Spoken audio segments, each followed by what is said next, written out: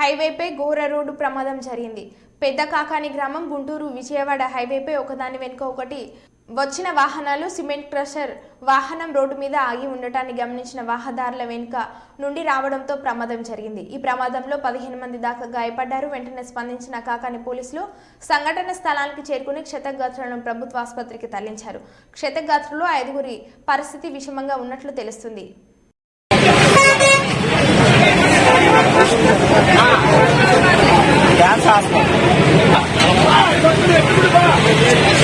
చాలా పెద్ద ప్రమాదం జరిగింది.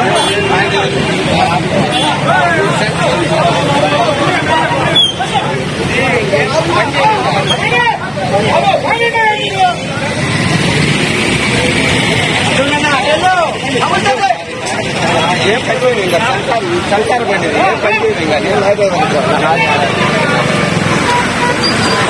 ఎత్తి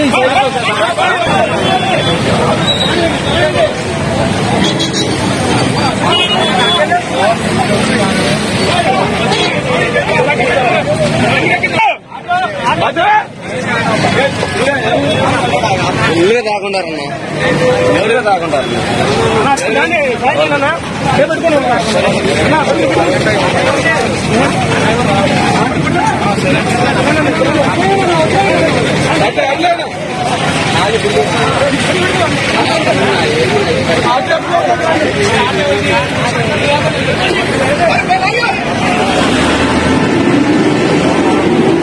ఏ ఊరండి మీది? ఎలా జరిగింది ఏమని చెప్పగలరా?